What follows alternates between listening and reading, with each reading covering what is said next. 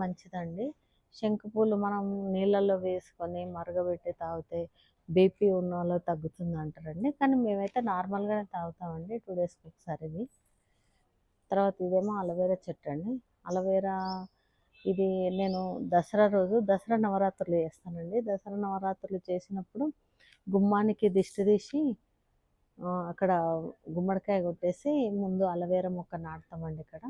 Aloe vera మొక్క నాటి aloe vera మొక్కకు పూజ చేసి తర్వాత గుమ్మడికాయ కడతానండి. అట్లా పెట్టుకున్నటువంటి అలోవెరా మొక్క అండి ఇది. ప్రతి సంవత్సరం చేస్తామండి. ఇంకా మిగతా ప్రతి సంవత్సరం పెట్టినవన్నీ వెనకాల కొన్ని ఉన్నాయండి, పైన కొన్ని ఉన్నాయండి అవి.